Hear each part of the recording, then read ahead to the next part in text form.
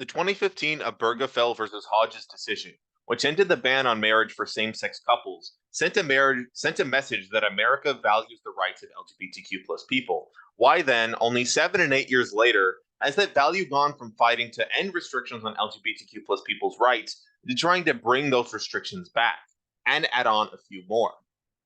My thesis for this case study is that although the US has made some progress on the rights of LGBTQ plus people, there is still a significant amount of work to be done to end restrictions on LGBTQ plus people's rights before we can solve the problem, and the only way to solve this problem is through education.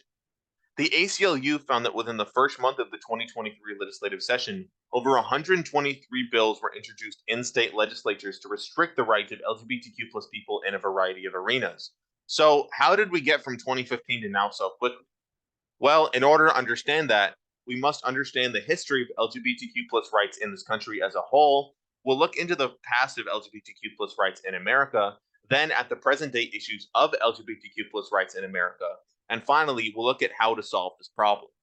In order to understand the state of LGBTQ plus issues in America today, it's vital to understand the progress that has been made to get where we are now and the boundaries which have blocked progress in certain areas. Anti trans laws began with Columbus, Ohio in 1848, banning one appearing in public in a dress not belonging to his or her sex, which was followed by over 40 cities in the US passing similar laws, according to PBS. Of course, this would begin a long road of anti LGBTQ plus legislation, actions, and sentiments in America. According to History.com, around 100 years later in 1952, the American Psychiatric Association classified homosexuality as a mental disorder. And a year after that, in 1953, President Eisenhower signed an executive order which blocked homosexual people or people guilty of sexual perversion from working federal jobs. In 1952, according to the United States Capitol Historical Society, the 1952 Immigration Act bans aliens afflicted with a psychopathic personality, epilepsy, or mental defect from entering the country, which directly targeted LGBTQ plus immigrants. With all of these anti-LGBTQ plus laws in place, it's no question whether or not anti-LGBTQ plus sentiments were growing amongst the American public. According to History.com, the 1960s marked some of the first progress towards equality for LGBTQ plus people. In 1961, Illinois became the first state in the country to repeal colonial anti-sodomy laws, and a TV station in California aired the first ever documentary about homosexuality. However, despite this great progress, according to History.com, LGBTQ plus people were still harassed and treated differently, not even being served alcohol in public due to liquor laws considering gatherings of homosexual people disorderly. Gay people would be denied drinks or fully kicked out, sometimes even being served drinks, being forced to face away from the crowd to prevent them from socializing. However, a sit-in protest in 1966 led by the Mattachine Society, a gay rights group, brought significant publicity to the liquor laws and caused a swift repeal of them. Just 3 years later, according to History.com, the gay club of Stonewall Inn in Greenwich Village, New York, was raided by police officers attempting to arrest patrons for petty crimes such as criminal mischief and disorderly conduct. As police harassment was not uncommon at the time, patrons were fed up with being pushed around and began attacking officers as officers arrested swaths of people in police vans. This escalated into a riot, with protests lasting for 5 more days. The Stonewall Riot is a landmark event in LGBTQ plus history as it shows truly how much progress needed to be made at the time. The 1970s marked a lot of significant victories for LGBTQ plus rights, according to History.com, with the US Supreme Court in 1977 allowing for the first transgender athlete competing in the gender that they identify as, rather than the sex that they were assigned at birth.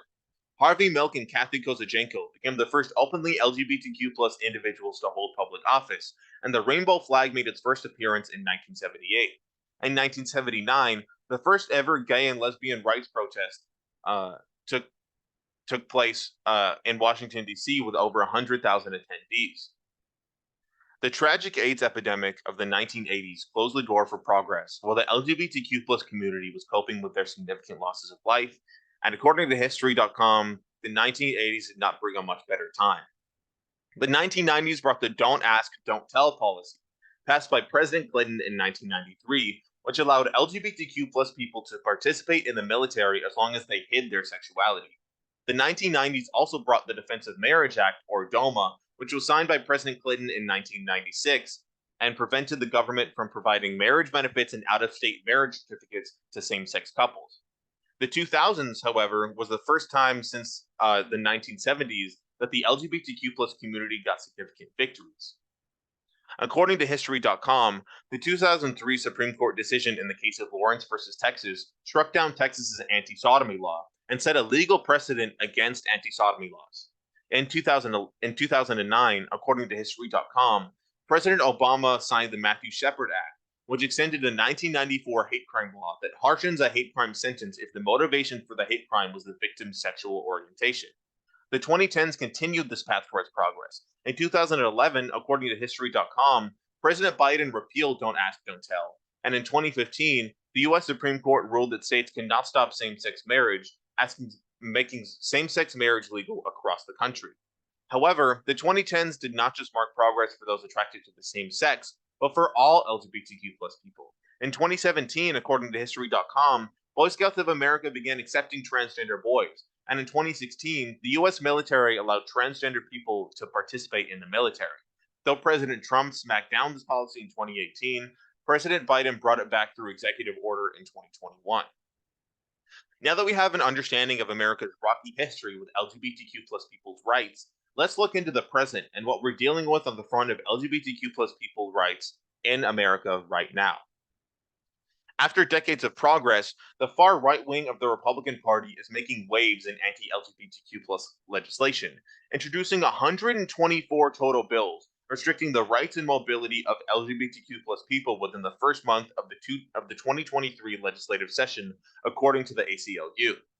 Also, according to the ACLU, those bills are divided into 7 primary areas: healthcare access, access to gender-affirming care, schools and education. These pieces of legislation range from the ability of trans kids to participate in school activities like sports, but also in the classroom, forcing teachers to out students to their parents and preventing discussion of LGBTQ plus issues in the classroom. Free speech and expression, limiting access to books about non-traditional families and trying to censor/ban drag shows. Access to accurate IDs, limiting the ability to update gender information on government IDs and other documents such as birth certificates, weakening civil rights laws, attempting to undermine anti-discrimination laws by allowing employers, hospitals, and businesses to turn away LGBTQ plus people, as well as a South Carolina bill attempting to define trans people out of existence by implementing the state definition of gender as a person's anatomy. I know there's a lot of information at once, but each of these bills impacts thousands, if not millions, of LGBTQ plus people's livelihoods in many areas of their life. Now, all of these anti-LGBTQ plus legislation brings the question, what's with the quick turnaround? We were just passing federal legislation to protect LGBTQ plus people in 2017 and 2021. So what happened? Well, the catalyst for these bills is a brewing sentiment of fear across the country about a concept known as grooming.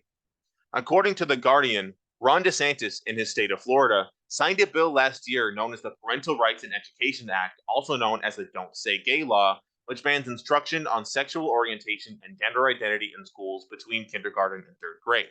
Governor DeSantis is a classic far-right, anti-woke Republican with overtly anti-LGBTQ plus views, who, according to The Guardian, labels anyone who believes in LGBTQ plus education for children as groomers, meaning someone sexualizing a child.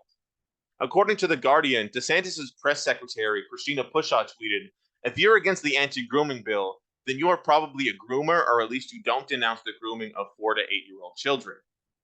According to the New York Times, Ron DeSantis won his most recent gubernatorial election with 59.4% of the vote, and according to FiveThirtyEight, is currently in 2nd place for the 2024 Republican nomination behind former President Donald Trump, another far-right politician who the Guardian compared to DeSantis by referring to the Florida governor as Trump-like.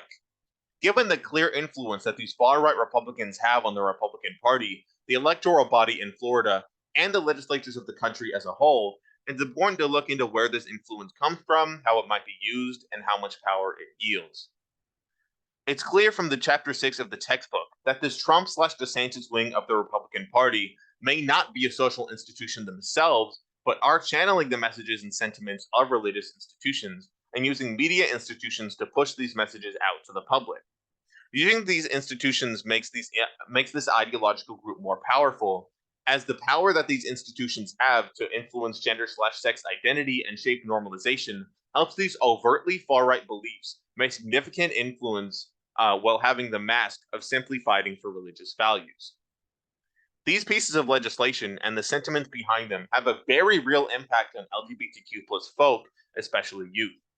The Trevor Project found that the number of LGBTQ plus youth who considered suicide rose by 5% from 2020 to 2022, 2022 being the year that Ron DeSantis' Don't Say Gay bill was passed. So far in 2023, the year that the bulk of this anti-LGBTQ plus education was passed, the Trevor Project found that 46% of LGBTQ plus youth aged 13 to 17 considered suicide, and 17% attempted suicide. It is abundantly clear that this far-right ideological group, the institutions that they use, and the sentiments that they create are directly harmful to LGBTQ plus youth, as well as LGBTQ plus people as a whole. Now that we have a clear understanding of the full scope of LGBTQ plus people's rights in America from the past to the present, all of this begs the question, how do we fight back? The only way to fight this issue is to fight it head-on through education. These bills rely on people's lack of education on LGBTQ plus issues and genuine beliefs that education on LGBTQ plus issues and historical figures is grooming children into having LGBTQ plus identities themselves. When we fight this issue head on, educating people about the root of sexual orientation and gender identity, and about the impacts of these bills, and about the impacts that these bills can have on our LGBTQ plus population, it makes it much easier to gather a team of people to fight against the issue.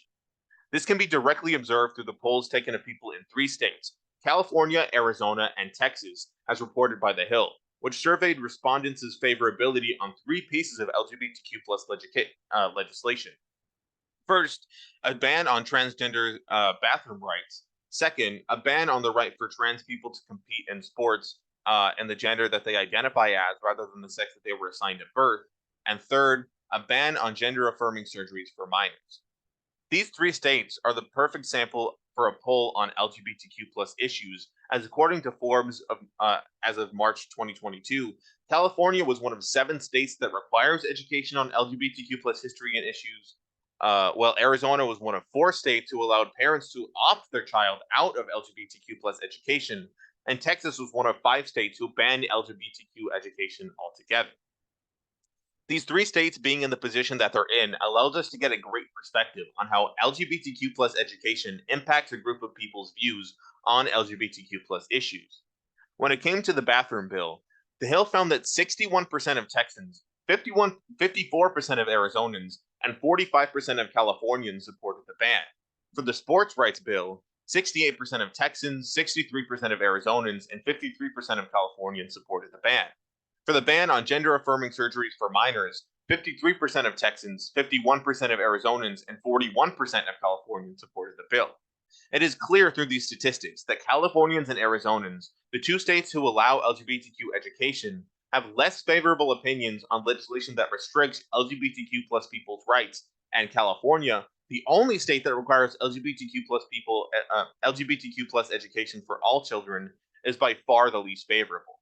These statistics all point to the same conclusion, that higher rates of LGBTQ plus education leads to less favorable opinions on legislation that restricts the rights of LGBTQ plus people.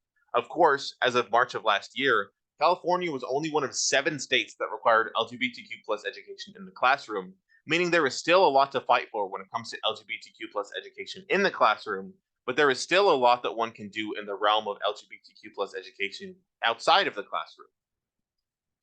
Have conversations with people about taboo topics like LGBTQ plus rights. Educate people on the lived experiences of LGBTQ plus people that the media doesn't talk about. Educate people on the awful impact of these anti-LGBTQ plus pieces of legislation on the LGBTQ community, and stay educated and updated yourself on where these pieces of legislation are popping up so that you know where to focus your attention at any given time. The ACLU has a great tool for keeping updated on LGBTQ plus rights legislation.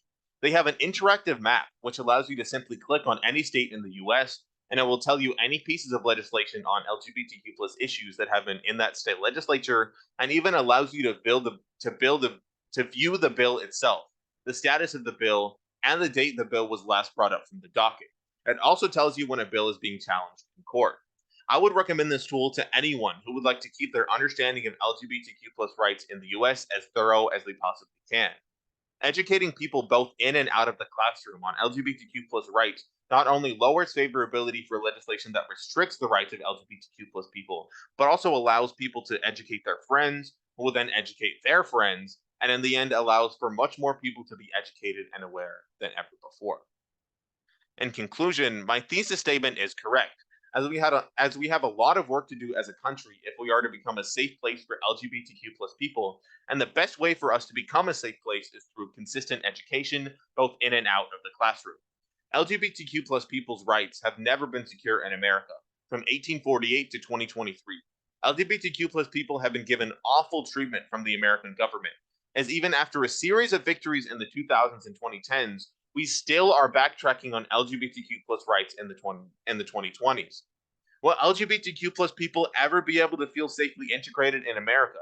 Despite a growing number of LGBTQ plus voices through social media culture, why are people so favorable to restrictions on the rights of LGBTQ plus people? And the most important question of all, what can we do about it? Well, through education on LGBTQ plus issues and rights, like this class and this case study, the world can become a better place, not only for LGBTQ plus people, but for all of us. Here's the bibliography for the past section. Here's the bibliography for the present section. And here's the bibliography for the future section.